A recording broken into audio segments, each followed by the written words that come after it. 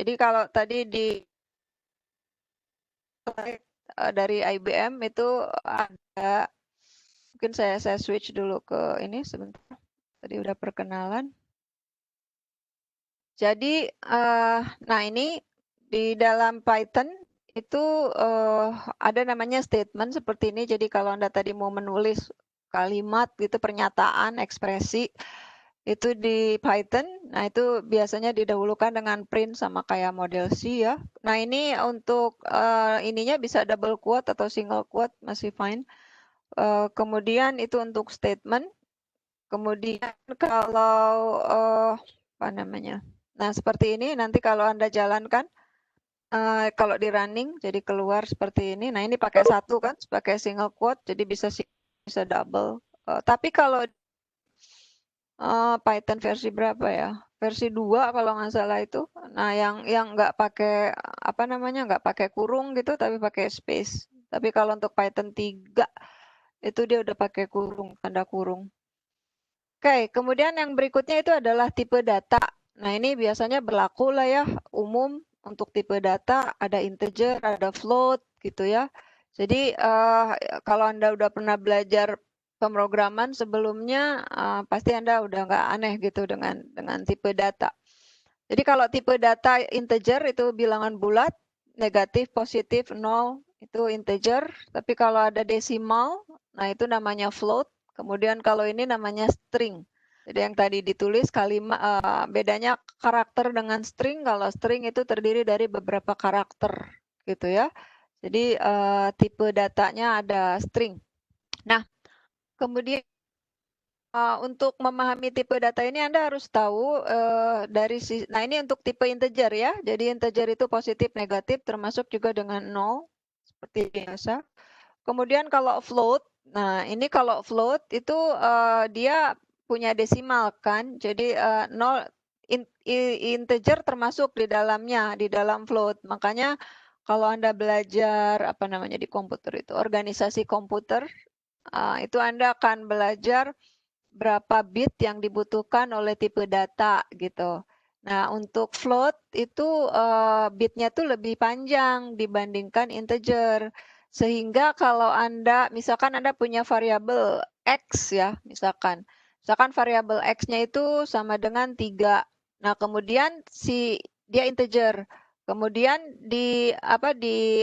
assign ke variabel float misalkan gitu, itu masih mau dia. Jadi Anda nggak ada masalah. Tapi kalau dari float ke integer, nah itu akan punya problem, akan kepotong. Kenapa?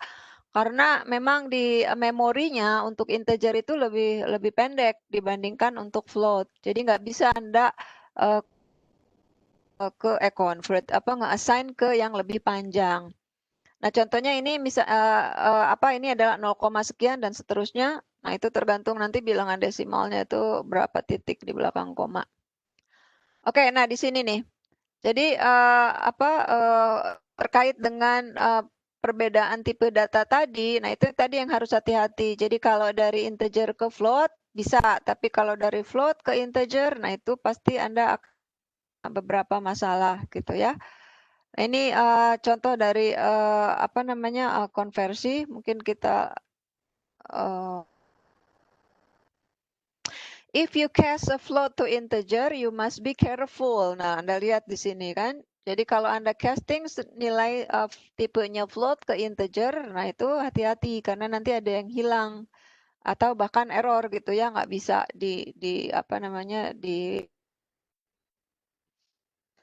itu tadi apa? Ada integer, ada float, ada boolean. Nah, kalau boolean ini biasa ya, tipenya itu true or false, seperti itu.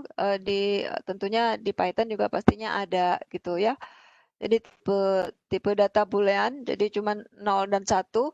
Nah, tapi bisa juga dinyatakan dengan true atau false gitu. Jadi kalau bisa pakai angka, bisa juga pakai teks seperti ini gitu ya. Jadi kalau true, integer true, nah berarti integer true berarti 1, kalau integer false berarti 0, kayak gitu. Oke, kita selesaikan dulu untuk yang tipe datanya. Kemudian apa ini?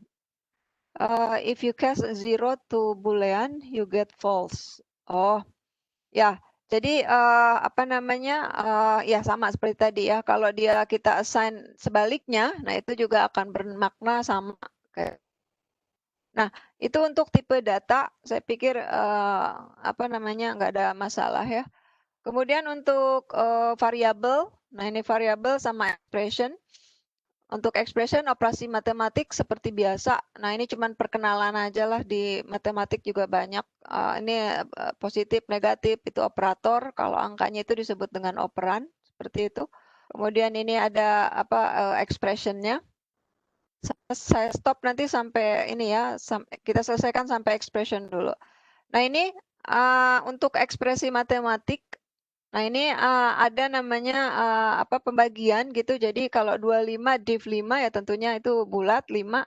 Tapi kalau 25 dibagi 6, nah itu kalau tandanya itu slash, single slash kayak gini, nah itu dia akan ditampilkan dengan komanya. Tapi kalau pakai double slash seperti ini, itu dia akan ngambil bilangan bulatnya. Jadi 25 dibagi 6 itu akan ditampilkan 4-nya. Sama seperti div sama mode lah waktu Anda belajar Pascal atau C.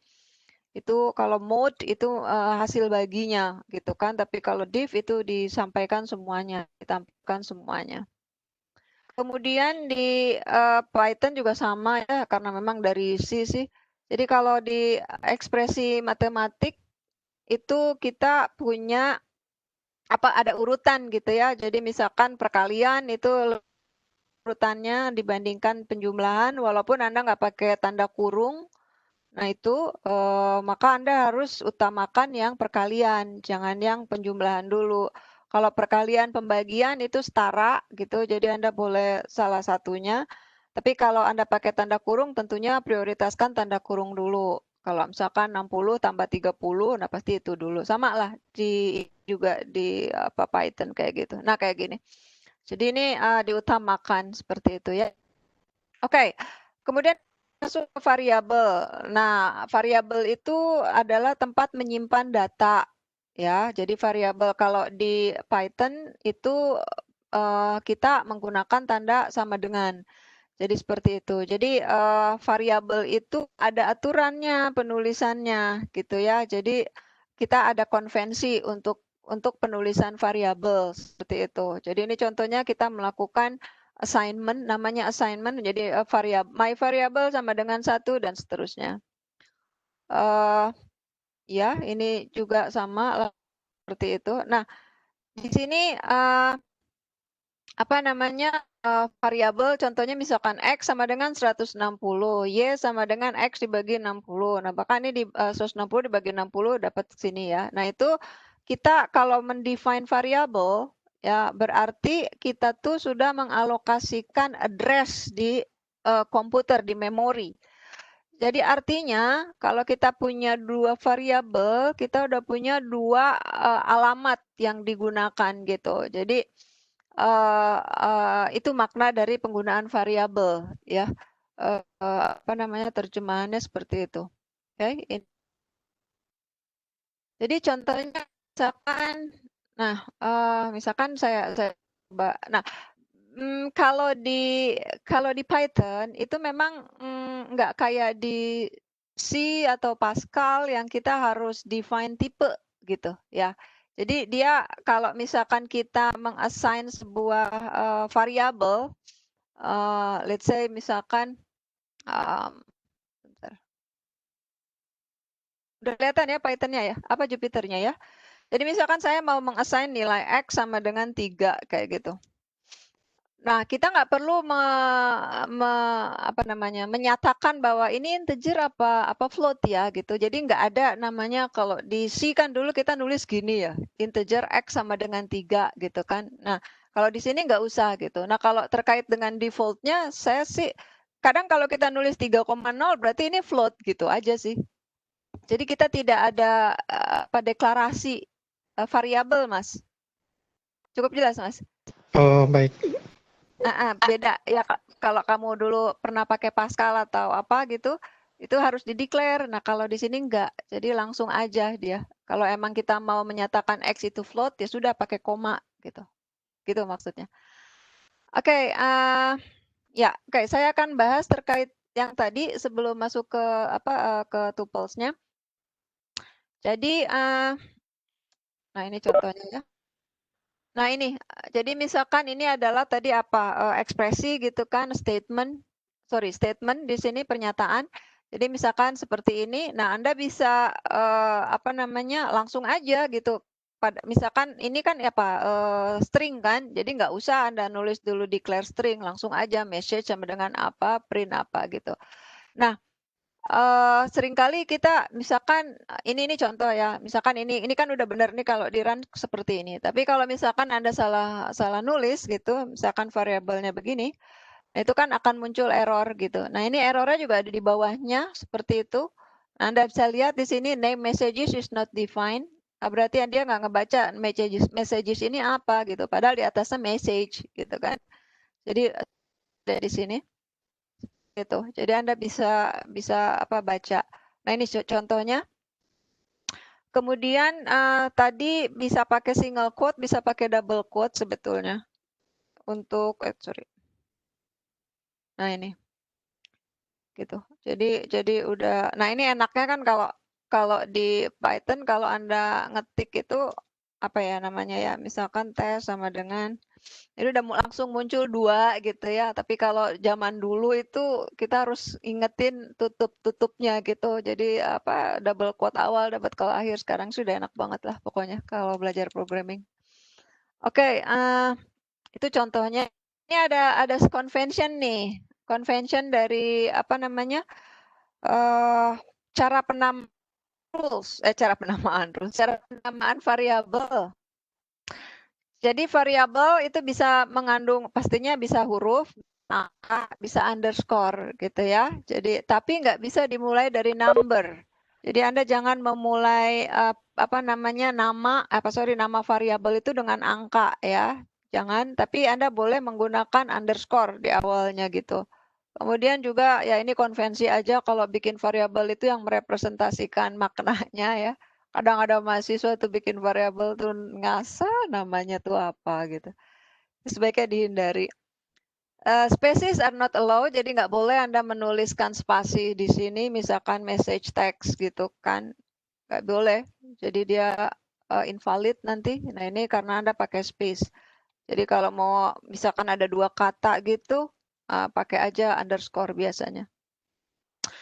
Mungkin itu, kemudian cannot use Python keyword. Jadi Python keyword itu keyword-keyword yang udah digunakan oleh Python sebagai sebuah fungsi, sebagai sebuah library gitu, itu nggak boleh. Jadi kayak misalkan false, break, continue, def, itu nggak boleh dijadiin nama variabel karena nanti dia ambigu ya. Jadi itu.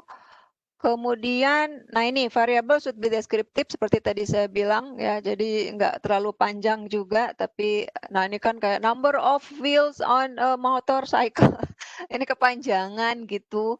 Jadi nanti mungkin Anda bisa persingkat gitu ya.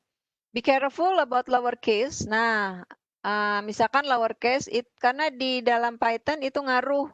Jadi kalau Anda nulis message-nya M-nya kecil sama message-nya M-nya besar, itu beda gitu ya. Jadi misalkan seperti ini. Kok sama? Oh, karena udah sebelah.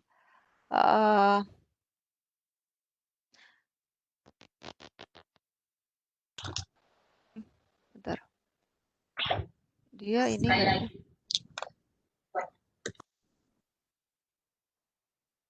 ya. Dia kayak sensitif mah ya. Rasanya kayak sensitif sih ya. Jadi hati-hati gitu penggunaan lowercase sama uppercase-nya. Kemudian, nah ini tadi ya, kalau Anda salah itu Anda bisa langsung baca errornya itu apa gitu. Jadi, nah ini juga langsung dia ditunjukkan di posisi errornya di mana gitu. Jadi kita mudah untuk membacanya. Enak deh pokoknya kalau Anda nanti pakai Python itu. Oke, nah nanti di sini ada exercise, jadi saya nanti share juga. Silakan Anda coba ngoding-ngoding gitu kan, latihannya seperti apa. Nah ini tadi sudah ya, ini untuk yang apa namanya statement ekspresi. Jadi ini boleh pakai single quote. Nah, kalau Anda mau ganti baris, jadi contohnya seperti ini. Misalkan, sorry. Nah, ini juga kalau Anda mau nampilin kayak gitu tuh bisa pakai tab ya, pakai tabulasi. Jadinya Anda nggak usah kompletin kalimatnya, jadi lebih enak supaya nggak salah ketik. Nah, ini apa namanya contoh penulisan yang mau dipisah gitu seperti itu. Jadi di sini ada pemotongan. Anda sebenarnya pengen masih satu baris gitu. Cuman Anda kan kalau nulis kepanjangan itu kan repot ya, nanti geser-gesernya gitu. Nah, itu Anda boleh menggunakan ini.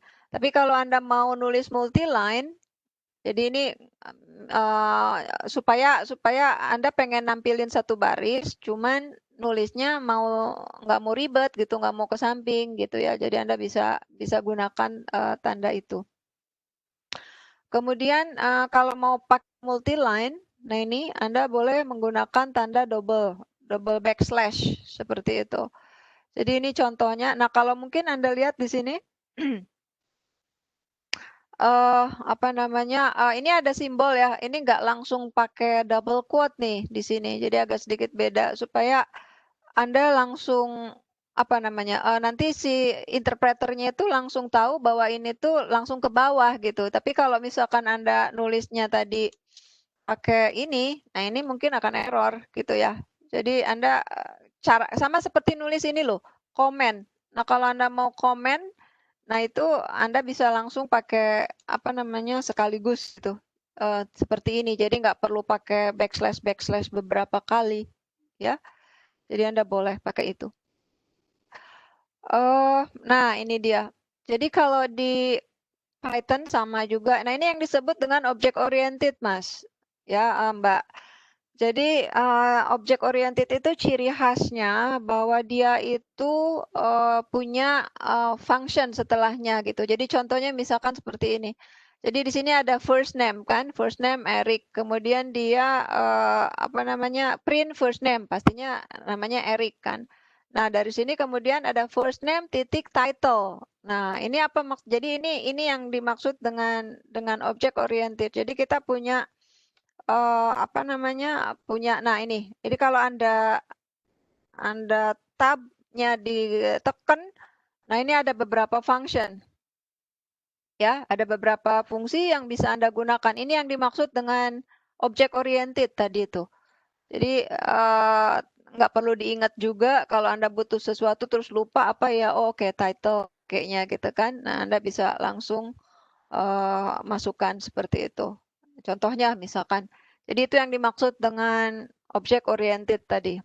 Ini teks. Nah, ini kan contohnya ini misalkan title, kemudian Anda mau upper, mau dijadiin kapital, berarti Anda pakai fungsi uppercase. Kemudian ini pakai lowercase. Nah, itu. Jadi itu ya makna dari apa namanya tadi object oriented. Jadi ada function-function tertentu. Apalagi di sini. Oke. Nah, kalau di string, nah kita masih ngebahas string ya. Kalau di string, kalau Anda mau apa namanya menggabungkan dua buah string, nah ini itu biasanya di concat dengan plus. Jadi plus ini gunanya untuk melakukan concatenation, jadi concatenation, jadi digabung, kemudian ini untuk ngasih space seperti itu, ya. Jadi Anda bisa menggabungkan kedua teks dengan cara seperti itu. Kemudian concatenation. Mudah-mudahan nggak kecepatan ya, tolong di aja di interrupt kalau kecepatan. Nah ini di dalam Python juga sama. Jadi ini contohnya ada 3 variabel, first name, last name, full name. Nah misalkan saya mau menggabungkan dua variabel ini kan, first name sama last name. Nah kita tinggal pakai apa concatenation. Kemudian dari situ kita bisa dapetin penggabungan dari first name sama last name seperti itu. Tinggal dipanggil aja full name-nya, kemudian title seperti apa gitu. Ini masih ke apa namanya tipe string. Tipe string menarik sih tipe string. Oh ya, nah ini dia. Kalau kita pakai string, itu juga bisa menyisipkan fungsi gitu. Jadi misalkan ini string template, gitu kan, string template. The result of calculation calc. Nah di sini ada calc is res. Kemudian dari situ kita nampilin, misalkan apa, manggil ini kan string template, manggil nih apa statement ini. Nah kemudian dari situ Anda bisa masukkan di dalam apa perintah print gitu kan. Nah ini kan teks ya. 3 kali 4 ini teks. Kenapa? Karena pakai tanda kutip gitu. Nah ini Anda bisa juga memasukkan persamaan gitu. Jadi res sama dengan apa gitu kan. Jadi ini sama seperti kita melakukan assignment.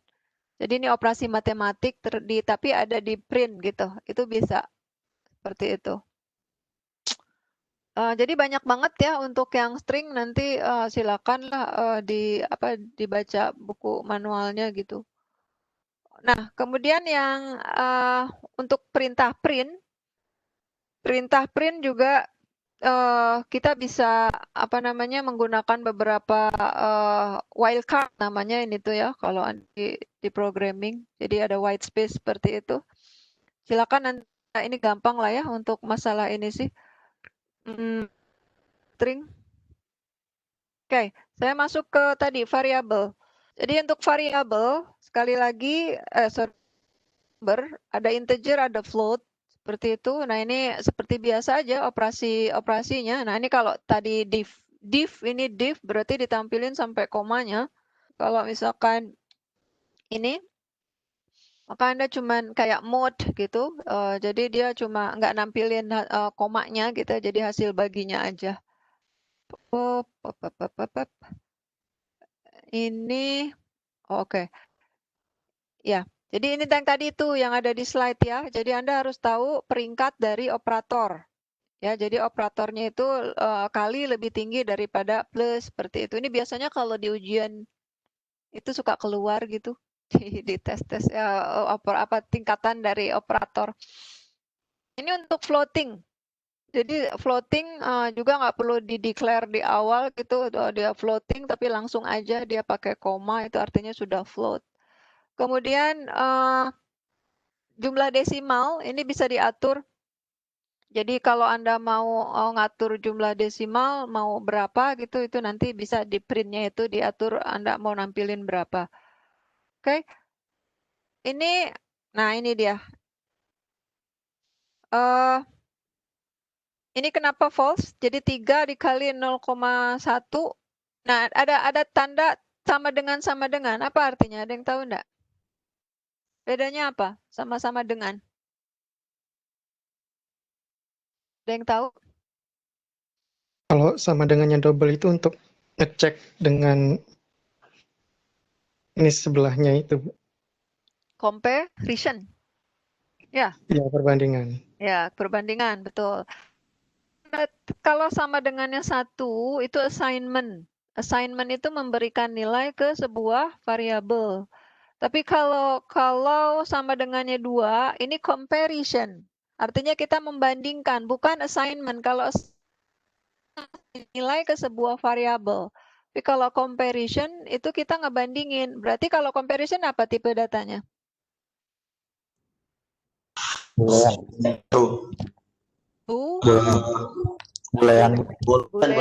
ya. Nah, tipenya boolean. Nah, sekarang ini kenapa false? Kali 0,1 sama dengan 0,3. Kalau false berarti apa? 0 kan? Kenapa? Ayo. Ada yang tahu nggak? Itu kalau lihat dari di atas 3 kali 0,1 itu sama dengan 0,3000004. Ya, betul. Ya, jadi jangan terkecoh. Kalau kita kan langsung aja ya 0,3 ya. Nah, jadi ternyata kalau kita print 3 dikali 0,1 itu 0,30004 gitu. Nah, itu tadi Kita lihat di sini nih, kenapa desimalnya jadi banyak amat gitu kan. Jadi itu, nah di sini ada penjelasannya ya. Jadi this happen of the way computer represent number internally gitu kan dan seterusnya. There is exact representation for 0.3, jadi nggak ada tuh. Jadi kita pasti akan ada koma-komanya. Nah ini seringkali ngejebak gini kalau apa kalau tes biasanya. Pasti orang ngejawabnya gitu kan. Padahal 0,3 dikali 0,1 itu 0,00. Nah, sehingga hasilnya jadi false artinya ya. Nah ini, jadi ini tolong dibaca ya. Kenapa? Kalau seandainya nanti kita memerlukan yang seperti ini, misal saya punya perintah, kemudian hasil perkalinya itu 0,3 dan saya bandingkan dengan 0,3 yang langsung tanpa yang langsung seperti itu kan, gimana ngakalinya ya Bu ya? Harus dipaksa dia untuk dia pakai berapa desimal gitu. Jadi nanti ada aturannya kita mau pakai berapa desimal. Jadi kita bisa menentukan bentar. Nah, ya. Semoga ada. Jadi bisa menentukan jumlah desimalnya, Mas. Jadi kalau misalkan emang comparison-nya desimal 1, nah itu kita bisa set cuma 1 desimalnya aja. Gitu, Mas, ya jawabannya. Oke, sebentar tadi sampai mana? Oh, ini deh. Oke, ini udah. Oh, sampai sini. Nah, ini. Jadi nanti Anda perhatikan ya untuk terkait dengan desimal ini. Jadi nanti ada keterangannya gitu kenapa hasilnya seperti tadi dan kalau tadi ada keperluan seperti comparison yang memang seperti yang tadi ditanyakan itu bisa disetting untuk panjangnya. Itu mungkin kemudian nah ini teh. Oh ini. Tapi ini sebetulnya belum masuk sih ya. Jadi kalau Anda di Python itu menemukan seperti ini artinya Anda memasukkan function desimal. Jadi kalau import itu import kayak misalkan apa? Import desimal gitu ya. Nah, ini tuh satu library, tapi kalau Anda mau cuman functionnya aja, di desimal itu ada function desimal gitu misalkan. Nah, itu Anda bisa masukin from desimal, import desimal seperti itu. Ini nanti akan terpisah sih sebetulnya akan diberikan materinya khusus gitu. Oke. Ya, tadi udah. Nah, nanti ini ada exercise-nya bisa Anda coba. Kita coba dulu telusuri ya yang bawah ya. Nah, ini adalah operasi aritmetik. Jadi operasi aritmetik assignment ya. Jadi jangan lupa ini tandanya itu 1. Kemudian ini oke lah ini gampang. Kemudian nah untuk komen, nah seperti tadi saya sampaikan, jadi Anda bisa komen itu apa itu namanya control backslash gitu ya supaya lebih cepat. Jadi kalau Anda ada komennya di sini ada insert apa kalau ada di sini. Di mana sih? View comment. Ya, pokoknya somewhere lah. Jadi kalau Anda mau ngasih komen itu control backslash, saya biasa pakai shortcut aja. Ya, ini komen. Oke, itu mungkin yang terkait dengan string dan variabel pelatihan gitu. Oke, baik. Terima kasih atas waktunya. Kalau tidak ada pertanyaan lagi, saya tutup. Selamat malam. Assalamualaikum warahmatullahi wabarakatuh. Waalaikumsalam warahmatullahi wabarakatuh. Terima kasih, Bu. Waalaikumsalam warahmatullahi wabarakatuh. Terima kasih, Bu. Sama-sama, terima kasih. Terima kasih.